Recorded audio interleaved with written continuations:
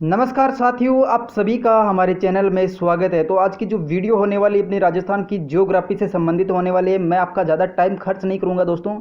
तो इस वीडियो को स्टार्ट करते हैं। आज का जो वीडियो है दोस्तों बेड़थ नदी से संबंधित होने वाला, जिसको अपन आयड नदी के नाम से भी जानते हैं। और अपन अरब जो अपनी बंगाल की खाड़ी नदी है दोस्तों, बंगाल खाड़ी जो अब अफवाह तंत्र है उसके बारे में चर्चा कर रहे हैं, जिसमें अपन चंबल और बनास नदी के बारे में फुल डिटेल से चर्चा कर चुके हैं। उसकी कौन कौन सी सहायक नदियाँ हैं, कौन कौन सी कहाँ कहाँ पे उसका संगम होता है, कहाँ पे त्रिवेणी संगम बनते हैं, उनके बारे में चर्चा कर चुके हैं दोस्तों। ठीक है, तो आज का जो वीडियो है अपना बंगाल की खाड़ी अफवाह तंत्र से संबंधित है, जिसमें अपने बेड़िच नदी, जिसको आयड नदी के नाम से भी जानते हैं, इसके बारे में चर्चा करेंगे। और इसके अलावा गंभीर नदी के बारे में चर्चा करेंगे। इसके बाद दोस्तों जितने भी अफवाह तंत्र से संबंधित जितने भी फैक्ट है दोस्तों छोटे छोटे, उसके बारे में चर्चा करेंगे।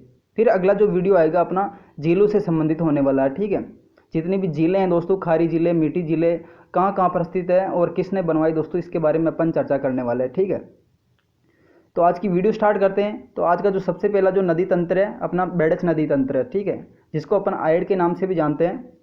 तो इसका उद्गम कहाँ से होता है दोस्तों? उद्गम की बात करें तो गोगुंदा हिल्स, जो कि उदयपुर के अंतर्गत है दोस्तों। गोगुंदा की जो पहाड़ियाँ हैं, गोगुंदा हिल्स, यहाँ से अपने बेड़च नदी का उद्गम होता है दोस्तों। ठीक है, और इसका संगम कहाँ पे होता है? तो संगम की बात करें तो अपने बनास, जो कि बिगोद नामक स्थान है दोस्तों, भीलवाड़ा के अंतर्गत। बिगोद नामक स्थान है दोस्तों भीलवाड़ा के अंतर्गत, जिसमें मतलब कि ये अपनी बेड़च नदी शामिल हो जाती हैं। और इसके अलावा एक नदी और आकर मिलती है दोस्तों, जिसका नाम है मैनाल नदी है। ठीक है, मैनाल नदी और बेड़च नदी बनास नदी के अंतर्गत शामिल होती है बिगोद के अंतर्गत, जहाँ पे एक त्रिवेणी संगम बनाती है दोस्तों। ठीक है, इसका जो अफवाह क्षेत्र है, अफवाह क्षेत्र कौन कौन से हो जाएगी, कौन कौन से जिले होने वाले हैं? तो उदयपुर हो जाएगा, एक चित्तौड़ हो जाएगा, एक भीलवाड़ा हो जाएगा दोस्तों। इसको अपन आगे मैप के माध्यम से और देखने वाले हैं दोस्तों। ठीक है, तो इसका अफवाह क्षेत्र कौन कौन सा हो जाएगा? एक तो उदयपुर, चित्तौड़गढ़ और भीलवाड़ा, तीन जिलों के अंतर्गत ये नदी बहती है। और इसकी सहायक नदी की बात करें तो सहायक नदी कौन सी होने वाली है? गंभीरी नदी, जो कि एमपी से निकलने वाली दोस्तों। एमपी से निकलकर चित्तौड़गढ़ में बहती हुई अपने यहाँ पे बेड़च नदी में शामिल हो जाती थी। ठीक है दोस्तों, आगे देखिए दोस्तों, यहाँ पे मैप के माध्यम से देखिए तो यहाँ पे अपनी बेड़च नदी गोगुंदा की पहाड़ियाँ हैं, यहाँ से निकलती हैं। बेड़च नदी जिस जगह से निकलती है दोस्तों गोगुंदा की पहाड़ियों से, उस जगह से निकलने पर मतलब कि इस नदी को किस नाम से जानते हैं अपन? आयड नदी के नाम से जानते हैं। ठीक है, ये मतलब कि आयड नदी के नाम से जानी जाती है। यहाँ से इस झील में शामिल होने तक, ये उदय सागर झील है ना, इसमें शामिल होने से पहले दोस्तों अपन जो ये बेड़च नदी, इसको आयड नदी के नाम से जानते हैं। जैसे ही ये मतलब कि उदय सागर झील से निकलती है दोस्तों, उसके बाद में इसका नाम क्या हो जाता है? बेड़च नदी हो जाता है। ठीक है, बेड़च नदी हो जाता है। फिर इसके बाद ये आगे बढ़ती है, चित्तौड़गढ़ में प्रवेश करती है। अपने उदयपुर से कहाँ पे प्रवेश करती है? चित्तौड़गढ़ में। चित्तौड़गढ़ में दोस्तों एक नदी आकर मिल जाती है इसमें। उस नदी का क्या नाम है दोस्तों? गंभीरी नदी। ठीक है, और गंभीरी नदी और बेड़च नदी के किनारे कौन सा किला स्थित है या कौन सा दुर्ग स्थित है? तो गंभीरी और बेड़च नदी के संगम पर अपना चित्तौड़गढ़ का दुर्ग होने वाला दोस्तों। ठीक है, चित्तौड़गढ़ का दुर्ग किसके किनारे संगम है दोस्तों, किसके किनारे स्थित है दोस्तों? एक तो अपनी बेड़च नदी और गंभीरी नदी का जो संगम है, उसके किनारे अपन चित्तौड़गढ़ का दुर्ग होने वाला है। इसके बाद दोस्तों ये नदी कहाँ पे निकल जाती है? आगे आगे ये बेड़च के नाम से ही जानी जाती है और भीलवाड़ा में प्रवेश करती है दोस्तों। भीलवाड़ा के अंतर्गत दोस्तों बनास नदी में अपने दाईं ओर से मिलने वाली नदी है दोस्तों, जो कि दाईं ओर से मिलने वाली सबसे लंबी नदी है दोस्तों, बनास नदी की सहायक नदी। ठीक है, बनास की सबसे लंबी सहायक नदी कौन से होने वाली दोस्तों? दाईं ओर से, तो अपनी बेड़च नदी होने वाली है। यहाँ पे एक मैनाल नदी और आकर मिलती है और एक त्रिवेणी संगम बनाती है दोस्तों भीलवाड़ा के अंतर्गत इस जगह पे, जिसका नाम क्या है दोस्तों? बिगोद नामक स्थान है, जहाँ पे एक त्रिवेणी संगम बनाती है। ठीक है दोस्तों, आगे देखिए दोस्तों। और दोस्तों जो अपनी बनास नदी है, इसकी सबसे लंबी जो नदी होने वाली सहायक नदी कौन सी है? वो अपनी खारी नदी है। लेकिन दाईं ओर से मिलने वाली कौन सी नदी हो जाएगी? ये अपने बेड़च नदी हो जाएगी। खारी नदी अपने यहाँ पे बिजराल की पहाड़ियों से निकलती है। बिजराल की पहाड़ियाँ इस जगह पे हैं, यहाँ से अपने खारी नदी निकलती है। इसके बाद ये राजसमंद से निकलकर भीलवाड़ा में बहती हुई अपने देवली नामक स्थान पर दोस्तों यहाँ पे एक त्रिवेणी संगम बनाती है। और यहाँ पे एक डाई नदी और आती है, जो कि अपने नसीराबाद, जो कि अजमेर से निकलती है दोस्तों, यहाँ पर देवली के पास आकर अपना त्रिवेणी संगम बनाती है। ठीक है, इसके अलावा जो बनास नदी पर तीसरा संगम है, ये अपना यहाँ पे होने वाला है, जहाँ पे एक तो बनास नदी शामिल हो जाती है, इसके अलावा एक सीप नदी शामिल होती है और अपने चंबल नदी के अंदर शामिल हो जाती है। ठीक है, जो कि रामेश्वर धाम कहाँ पे? सवाई माधोपुर के अंतर्गत, जो कि त्रिवेणी संगम बनाती है। इस नदी पर 3 संगम बनते हैं। इसके बारे में अपन इससे पहले जो वीडियो था उसके बारे में चर्चा कर चुके हैं दोस्तों, ठीक है। इसकी विशेषताएं कौन कौन सी है दोस्तों, विशेषताओं के बारे में वैसे तो अपन चर्चा कर चुके हैं दोस्तों। आयड़ नदी जो कि उदय सागर झील में गिरने के बाद बेड़च नदी कहलाती है दोस्तों, ठीक है। इसके बारे में बता चुका हूँ, मतलब कि उद्गम स्थल से किस नाम से जानी जाती है, आयड़ नदी के नाम से जानती है। लेकिन उदय सागर झील में गिरने के बाद जब ये वापस बाहर निकलती है तो इसको बेड़च के नाम से जानते हैं। और बेड़च और गंभीरी नदी का जहाँ पे संगम होता है दोस्तों, यहाँ पे चित्तौड़गढ़ का दुर्ग स्थित है दोस्तों, ठीक है। और बेड़च और बेड़च बनास में दाईं ओर से मिलने वाली सबसे लंबी नदी सहायक है। इसके बारे में बता चुका दोस्तों।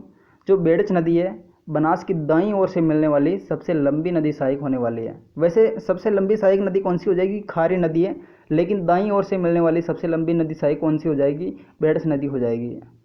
अब जो अपना वीडियो होने वाला दोस्तों गंभीरी नदी से संबंधित है।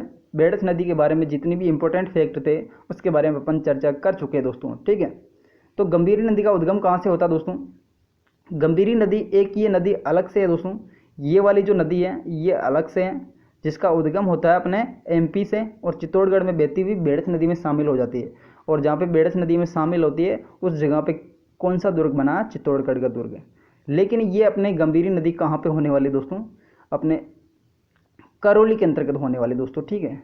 तो इस नदी का उद्गम कहाँ से होता है दोस्तों, सापोट्रा जो तहसील है, सापोट्रा तहसील जो कि करौली के अंतर्गत आती है, यहाँ से अपने गंभीरी नदी का उद्गम होता है। इसके बाद ये कहाँ पे बहती हुई दोस्तों, सवाई माधोपुर में बहती है। सवाई माधोपुर के बाद दोस्तों भरतपुर में बहती है।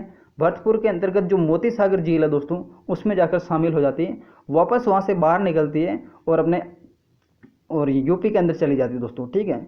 यूपी के बाद धौलपुर से वापस यूपी के अंदर चली जाती है दोस्तों ये गंभीरी नदी, ठीक है। आगे देखिए, इसको मैप के माध्यम से और देखेंगे अपन। तो इसका संगम कहाँ पे होता है दोस्तों, संगम की बात करें तो यमुना मैनपुरी के अंतर्गत इसका संगम होने वाला है। उद्गम कहाँ से होता है, सापोट्रा जो तहसील है वहाँ की जो पहाड़ियाँ दोस्तों करौली से अपने गंभीरी नदी का उद्गम होता है दोस्तों। और इसका अफवाह क्षेत्र की बात करें तो अफवाह क्षेत्र कौन सा हो जाएगा, करौली से निकलती है, सवाई माधोपुर में बहती है दोस्तों। वहाँ पे सवाई माधोपुर नहीं लिखा, हालांकि करौली से सवाई माधोपुर से भरतपुर से यूपी में प्रवेश करती है, यूपी से वापस धौलपुर में आ जाती है दोस्तों। और धौलपुर से फिर बाद में ये फिर वापस यूपी में चली जाती है और यमुना नदी जो कि मैनपुरी उत्तर प्रदेश में अपने शामिल हो जाती है। इसकी सहायक नदियाँ कौन कौन सी हो जाएगी दोस्तों, अट्टा, माची, भद्रावती, भैंसावटी और बरखेड़ा। ये दोस्तों 5 नदियाँ हैं जिसका नाम है अट्टा, माची, भद्रावती, भैंसावटी व बरखेड़ा। दोस्तों ये 5 नदियाँ मिलाकर एक पांचना जो बांध है दोस्तों इसका निर्माण करती है दोस्तों, ठीक है। पांचना बांध निर्माण कौन करती है दोस्तों, अट्टा, माची, भद्रावती और भैंसावटी और बरखेड़ा। ये 5 नदियाँ इसकी अपने एक तो गंभीरी नदी की सहायक नदियाँ होने वाली है और इसके अलावा दोस्तों एक पांचना बांध का निर्माण करती है दोस्तों, ठीक है। आगे देखिए विशेषताएं कौन कौन सी है। तो विशेषताओं दोस्तों सबसे पहले अपना नदी बांध आ रहा दोस्तों पांचना बांध। पांचना बांध के बारे में अपन बता चुके हैं दोस्तों। अट्टा, माची, भद्रावती, भैंसावटी व बरखेड़ा जो नदियाँ हैं ये मिलकर अपना एक पांचना बांध बनाती है दोस्तों करौली के अंतर्गत, ठीक है। तो पांचना बांध कहाँ पे होने वाला दोस्तों, करौली में। और राजस्थान का सबसे बड़ा मिट्टी से निर्मित बांध है दोस्तों, ठीक है। राजस्थान का मिट्टी से निर्मित सबसे बड़ा बांध कौन से होने वाला है, तो अपना सबसे बड़ा बांध हो जाएगा दोस्तों अपना पांचना बांध, ठीक है। और दोस्तों मछली उत्पादन की बात करें तो मछली उत्पादन की दृष्टि से सबसे बड़ा बांध कौन सा हो जाएगा दोस्तों, अपना जो कानोता बांध है। कानोता बांध कहाँ पे है, जयपुर के अंतर्गत है, ठीक है। और मिट्टी का जो बना हुआ बांध सबसे बड़ा बांध कौन सा हो जाएगा, अपना ये पांचना बांध हो जाएगा। वैसे सबसे बड़ा बांध कौन सा होता है दोस्तों अपना जोआई बांध है दोस्तों जोधपुर के अंतर्गत, वो सबसे बड़ा बांध है, ठीक है। तो पांचना बांध दोस्तों इसकी जलापूर्ति किसको होती है दोस्तों, पांचना बांध के द्वारा जलापूर्ति किसको होती है, तो यहाँ पे अजान बांध दोस्तों जो कि केवलादेव भरतपुर में है दोस्तों। यहाँ पे अपने अजान बांध में मतलब कि जल की आपूर्ति होती है दोस्तों, ठीक है। आगे देखिए दोस्तों, आगे जो नोट दे रखा है इसको देखिए दोस्तों। पांचना बांध जो कि गंभीरी की 5 सहायक नदियों से मतलब कि करौली में निर्मित किया गया है, जो कि सबसे बड़ा मिट्टी निर्मित बांध है दोस्तों। मैंने आपको बता दिया पहले दोस्तों, जो पांचना बांध है गंभीरी नदी की 5 सहायक नदियाँ जो कि करौली में निर्मित किया गया दोस्तों। 5 जो कि सहायक नदियाँ अट्टा, माची, भद्रावती और बरखेड़ा नाम की जो नदियाँ हैं उनके द्वारा दोस्तों ये पांचना बांध का निर्माण किया गया है दोस्तों, जो कि मिट्टी का सबसे बड़ा बांध है दोस्तों। ठीक है, मिट्टी से निर्मित सबसे बड़ा बांध है। और चंबल के अलावा सीधे यमुना में मिलने वाली राजस्थान की दूसरी नदी होने वाली दोस्तों। चंबल के अलावा दोस्तों एक तो चंबल अपने यमुना नदी में जाकर शामिल होती है, इसके अलावा दोस्तों जो गंभीरी नदी है एक सीधी मतलब कि जाकर यमुना नदी में शामिल होने वाली दूसरी नदी है दोस्तों। एक तीसरी नदी और थी जिसका नाम है दोस्तों बाणगंगा, लेकिन बाणगंगा वर्तमान में दोस्तों रुंडित नदी के नाम से जानी जाती है। रुंडित नदी कहने का कारण क्या दोस्तों, ये अपने अवसादों के कारण दोस्तों अवसादों में ही विलीन हो जाती है भरतपुर के आसपास, तो उसको अपन रुंडित नदी के नाम से जानते हैं, जो अब की यमुना नदी में शामिल नहीं होकर वो अपने अपने राजस्थान के अफवाह तंत्र में शामिल हो गई, अंत्य प्रभा का जो अफवाह तंत्र उसमें शामिल हो गई। ठीक है, आगे देखिए दोस्तों इसके इंपॉर्टेंट फैक्ट कौन कौन से हैं। जो अपना नदी तंत्र है या फिर अफवाह तंत्र है दोस्तों राजस्थान का, उसके बारे में अपने इंपॉर्टेंट फैक्ट कौन कौन से दोस्तों।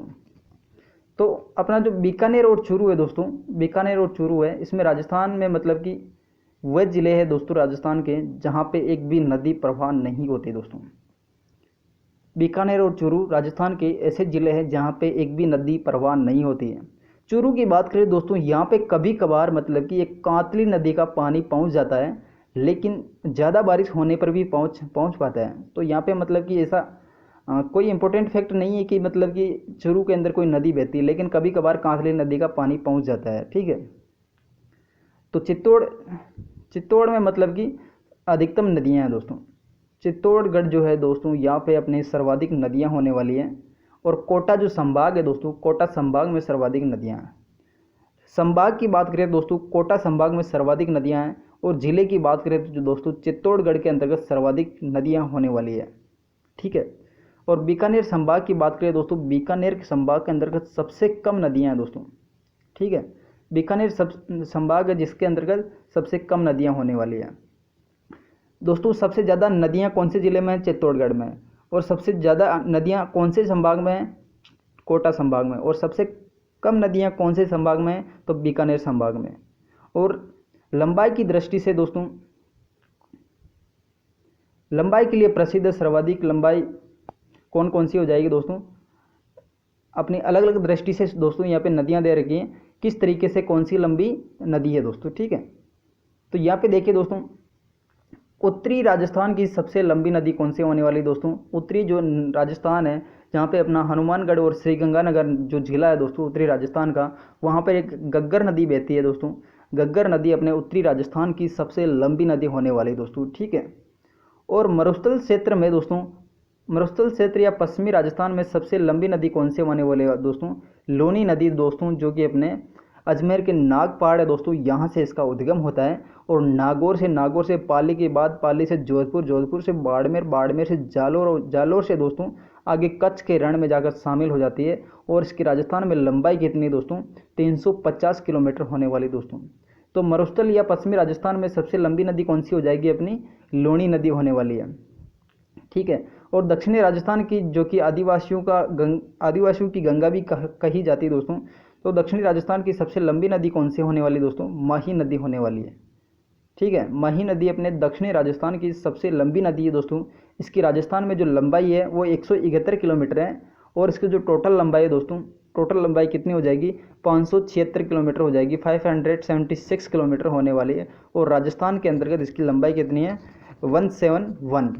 ठीक है, 171, तो मतलब 171 किलोमीटर होने वाली है। पूर्वी राजस्थान की सबसे लंबी नदी कौन सी है दोस्तों, पूर्वी राजस्थान की बात करें तो अपनी चंबल नदी होने वाली है। चंबल नदी का जो उद्गम है दोस्तों, ये अपने जानापाव की पहाड़ियाँ एमपी से निकलती है दोस्तों, और अपने 84गढ़ चित्तौड़गढ़ से प्रवेश करती है दोस्तों। और इसके बाद दोस्तों ये कोटा के अलावा दोस्तों कोटा बूंदी के बीच में सीमा बनाती हुई दोस्तों 12 से निकलकर सवाई माधोपुर में दोस्तों, सवाई माधोपुर से करौली से धौलपुर में बहती हुई दोस्तों आगे अपना यमुना में शामिल हो जाती है दोस्तों। ठीक है, तो राजस्थान में पूर्वी राजस्थान की सबसे लंबी कौन सी नदी होने वाली है, अपनी चंबल नदी होने वाली है। तो चंबल नदी की दोस्तों टोटल लंबाई कितनी है, 1051 किलोमीटर होने वाली है। और राजस्थान में इसकी जो टोटल लंबाई है वो कितनी हो जाएगी दोस्तों, 322 किलोमीटर होने वाली है। राजस्थान में जो चंबल नदी की लंबाई कितनी है, 322 किलोमीटर है। वैसे इसकी टोटल लंबाई कितनी है, 1051 किलोमीटर है दोस्तों। ठीक है, आगे देखिए दोस्तों, केवल पूर्ण रूप से राजस्थान में बहने वाली नदी कौन सी होने वाली है दोस्तों?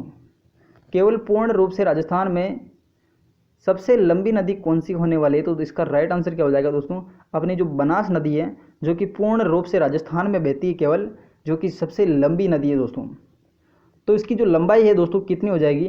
512 किलोमीटर होने वाले दोस्तों, 512 किलोमीटर होने वाली है इसकी टोटल लंबाई बनास नदी की। ठीक है दोस्तों, लिखने में थोड़ी सी समस्या, इसकी वजह से मैं लिख नहीं पाता हूँ। मेरे पास लिखने का कुछ भी जुगाड़ नहीं है, केवल हाथ से लिखता हूँ कभी कभार, और ये जो निशान करता हूँ ये भी हाथ से करता हूँ, तो हाथ से करने में दिक्कत आती थी। ठीक है दोस्तों, आगे देखिए दोस्तों, अपनी जो नदी की लंबाई है दोस्तों, तो फर्स्ट नंबर के अंदर जो लंबाई है दोस्तों वो कौन सी नदी की होने वाली है? चंबल नदी की लंबाई सबसे ज़्यादा है दोस्तों। ठीक है, चंबल नदी की लंबाई कितनी है दोस्तों? अपनी 1051 किलोमीटर होने वाली है।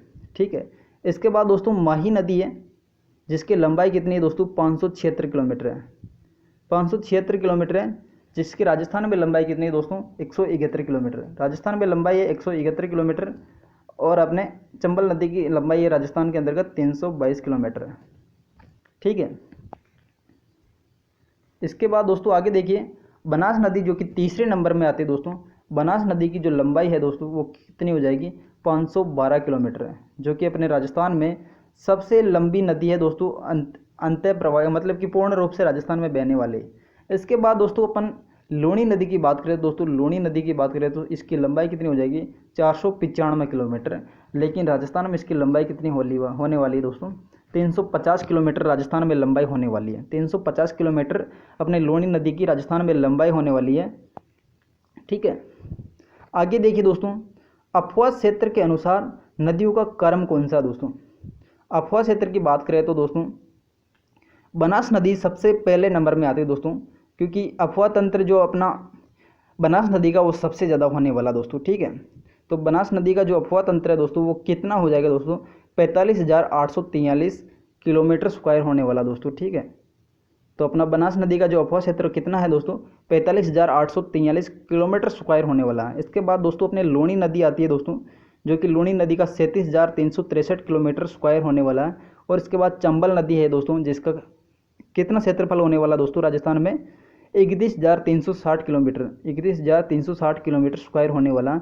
इसके बाद दोस्तों माही नदी है दोस्तों, इसका जो अफवाह क्षेत्र है दोस्तों 16,985 किलोमीटर होने वाला, 16,985 किलोमीटर स्क्वायर होने वाला है। ठीक है, आगे देखिए दोस्तों, राजस्थान में 15 बेसिन है दोस्तों, इसके बारे में अपन पहले ही चर्चा कर चुके हैं दोस्तों। मैंने 15 बेसिन कौन कौन से वो सारे के सारे आपको गिना दिए हैं दोस्तों। ठीक है, तो 15 बेसिन कौन कौन से हैं उसके बारे में अपन चर्चा कर चुके हैं दोस्तों।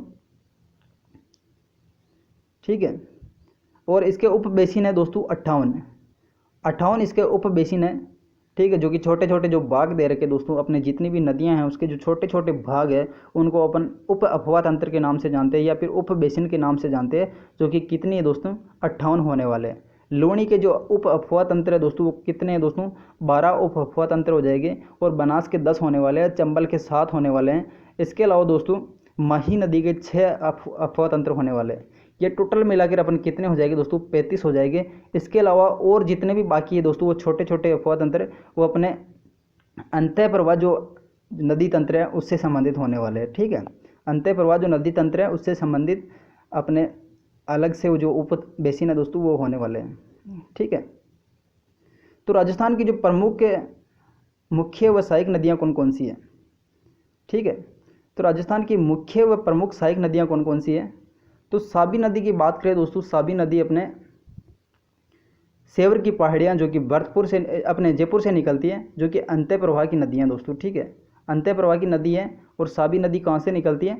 सेवर की पहाड़ियाँ जयपुर से निकलने वाली है।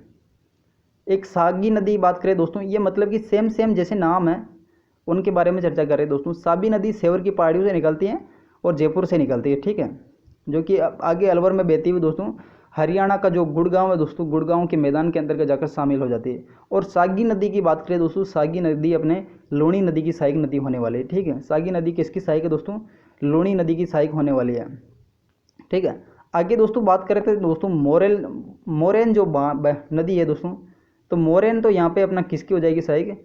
एक तो अपने मोरेन तो माही नदी की है, और मोरेल ले आ रहा लास्ट में, तो ये अपनी बनास नदी की सहायक है दोस्तों। ठीक है, मोरेन माही नदी की सहायक है। और मोरेल दोस्तों यहाँ पे अपना दौसा से निकलती है। दौसा के बाद दोस्तों सवाई माधोपुर में बहती हुई बनास में शामिल हो जाती है दोस्तों मोरेल नदी, जिस पर एक मोरेल बांध भी बनाया गया दोस्तों। ठीक है, मोरेल बांध जो कि अपने दौसा और सवाई माधोपुर की जीवन रेखा के नाम से भी जाना जाता है दोस्तों, ये अपने बनास नदी पर बनाया गया है।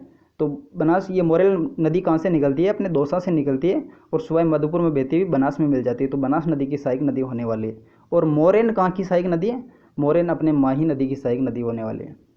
और पार्वती जो नदी है दोस्तों, ये अपने चंबल नदी की सहायक है। और पार्वती पार्वती जो नदी है दोस्तों, अपने गंभीरी नदी की सहायक होने वाली है दोस्तों। ठीक है, गंभीरी नदी की सहायक नदी कौन सी हो जाएगी? पार्वती। लेकिन पार्वती अपने चंबल नदी की सहायक है दोस्तों। ठीक है, और गंभीरी नदी के बारे में अपन चर्चा ऊपर कर चुके हैं दोस्तों। ये अपने एक गंभीरी नदी तो कहाँ से निकलती है दोस्तों? एमपी से निकलती है और चित्तौड़गढ़ के अंतर्गत बेड़ित में शामिल हो जाती है, जहाँ पे अपना चित्तौड़गढ़ का दुर्ग बना हुआ दोस्तों। एक गंभीरी नदी कहाँ से निकलती है? एमपी से निकलती है और चित्तौड़गढ़ में बहती हुई दोस्तों बेड़च नदी में शामिल होती है, जहाँ पे अपना चित्तौड़गढ़ का दुर्ग बना हुआ है। इसके अलावा एक जो गंभीरी नदी है दोस्तों, वो अपनी कहाँ से निकलती है दोस्तों? करौली से। सापोट्रा जो तहसील है दोस्तों, वहाँ से अपने गंभीरी नदी निकलती है और सवाई माधोपुर में बहती हुई दोस्तों भरतपुर में अपने अजान बांध है, वहाँ पे उसको पानी सप्लाई करती है। इसके बाद दोस्तों यूपी में बहती है, यूपी से वापस अपने जो धौलपुर है वहाँ पे प्रवेश करती है। धौलपुर में बहती हुई दोस्तों ये वापस यूपी में चली जाती है और यमुना नदी के अंदर शामिल हो जाती है। आगे देखिए दोस्तों, कांतली नदी। दोस्तों कांतली नदी की बात करें तो यहाँ अपने सीकर की जो खंडेला पहाड़ियाँ दोस्तों, कांतली नदी जो सीकर की खंडेला पहाड़ियाँ यहाँ से निकलती है और आगे मतलब कि झुंझुनू को दो भागों में बांटती है और अपने चूरू और झुंझुनू की जो सीमा है वहाँ पर जाकर विलीन हो जाती है दोस्तों। कांतली नदी में दोस्तों खंडेला की पहाड़ियों से निकलती है और इसके किनारे कौन सी सभ्यता विकसित की गई दोस्तों? विकसित हुई है तो अपनी गणेश्वर जो सभ्यता है, ताम्र सभ्यता की जननी के नाम से जानी जाती है दोस्तों। गणेश्वर सभ्यता जो कि कांतली नदी के क्षेत्र में मतलब फली फूली है। ठीक है, इसके अलावा दोस्तों कांतली नदी के अलावा कांकनी नदी है, या जिसको या कांकने के नाम से भी जानते हैं दोस्तों, जो कि जैसलमेर की नदी होने वाली है, जो कि राजस्थान की सबसे छोटी नदी है दोस्तों अफवाह तंत्र के मामले में। अंतः अफवाह तंत्र के मामले में सबसे छोटी नदी कौन सी हो जाएगी? कांकनी नदी या फिर कांकने नदी, जो कि जैसलमेर में प्रवाहित होती है। इसकी लंबाई है टोटल दोस्तों 17 किलोमीटर। ठीक है, 17 किलोमीटर इसकी टोटल लंबाई होने वाली है। आगे देखिए दोस्तों, सूकड़ी नदी।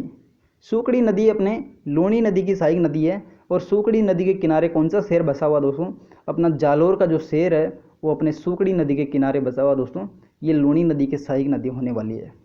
ठीक है, आगे देखिए दोस्तों, एक ये सूकली नदी, एक सूकड़ी नदी। सूकड़ी नदी तो अपनी लूणी नदी की सहायक है, जो जिसके किनारे कौन सा शहर बसा हुआ दोस्तों? जालोर का शहर बसा हुआ। एक सूकली नदी है। सूकली नदी दोस्तों अपने पश्चिमी बनास की होने वाली दोस्तों, पश्चिमी बनास की सहायक नदी होने वाली सूकली नदी। सूकड़ी जिसके किनारे कौन सा शहर बसा हुआ दोस्तों? जालोर, जो कि लूणी नदी की सहायक नदी है। और सूकली नदी दोस्तों पश्चिमी बनास की नदी सहायक होने वाली है। पश्चिमी बनास अपने दक्षिणी राजस्थान से निकलती है दोस्तों और गुजरात में बहती है दोस्तों। ठीक है, इसके आगे देखते हैं दोस्तों, तो बनास नदी है दोस्तों। बनास नदी बंगाल की खाड़ी में प्रवेश करती है। बनास नदी तो बंगाल की खाड़ी में प्रवेश करती है। ठीक है, बंगाल की खाड़ी में बनास नदी प्रवेश करती है, लेकिन जो पश्चिमी बनास है ये अपने अरब सागर की नदी है। पश्चिमी बनास दोस्तों अरब सागर की नदी होने वाली है और बनास नदी बंगाल की खाड़ी की नदी होने वाली है। ठीक है, और काली सिंध की बात करें दोस्तों, काली सिंध अपने चंबल नदी की सहायक नदी है। और काली सील की बात करें दोस्तों, काली सील अपने किसकी सहायक नदी हो जाएगी? काली सील अपने बनास नदी की सहायक नदी होने वाली। काली सिंध जो कि झालावाड़ जो जिला है वहाँ अपने चंबल नदी में शामिल होती है दोस्तों काली सिंध। लेकिन काली सील नदी है दोस्तों जो कि अपने सवाई माधोपुर जिला है, वहाँ पर अपना काली सील नदी शामिल होती है बनास नदी के अंतर्गत। ठीक है, आगे देखिए दोस्तों, मानसी और मानसी दोस्तों, ये जो वैसे यहाँ पे मिस्टेक कर रखी है यहाँ पे, ये दोस्तों एक तो मासी नदी है, एक मानसी नदी है। ठीक है,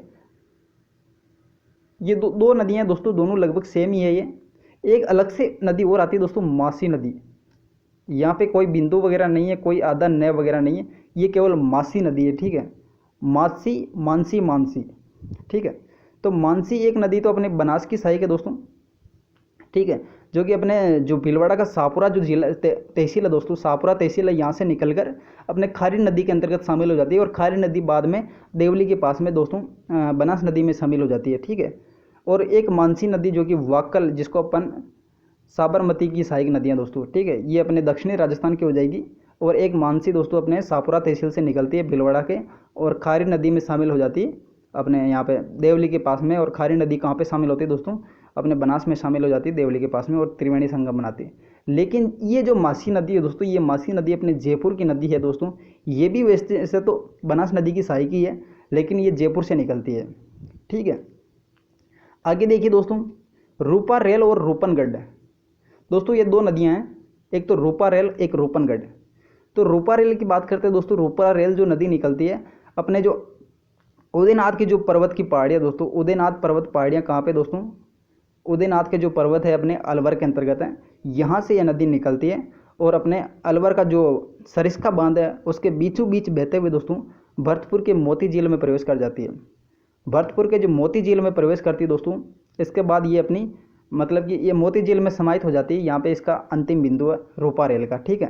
कहाँ से निकलती है, उदयनाथ पर्वत जो कि अलवर के अंतर्गत है, जो कि सरिस्का बांध में बहती हुई दोस्तों अपने मोती सागर झील है, इसमें शामिल हो जाती है। मोती सागर झील कहाँ पे है, भरतपुर के अंतर्गत दोस्तों।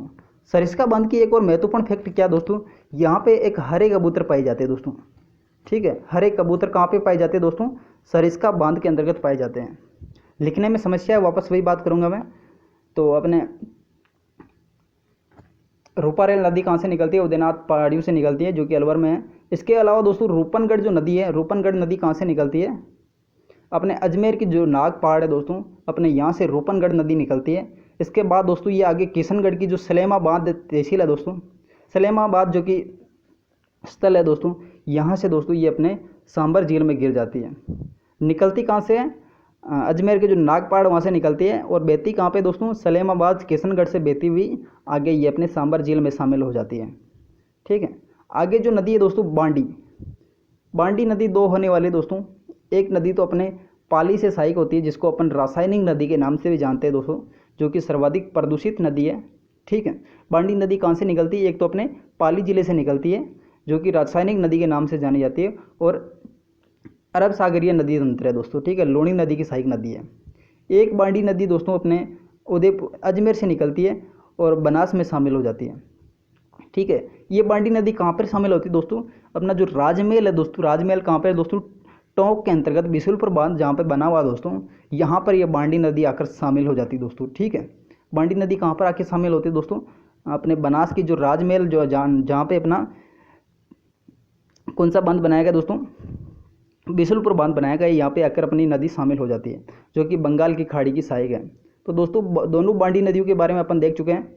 एक नदी तो अपनी पाली से निकलती है, जिसको अपन रासायनिक नदी के नाम से जानते हैं, और लूणी नदी में शामिल हो जाती है, अरब सागरीय पौतंत्र का भाग है। एक बांडी नदी अजमेर से निकलती है और अपना बिशुलपुर बांध इसमें आकर शामिल हो जाती है, जो कि बनास नदी पर है, जो कि बंगाल की खाड़ी की सहायक अफवाह तंत्र है दोस्तों, ठीक है।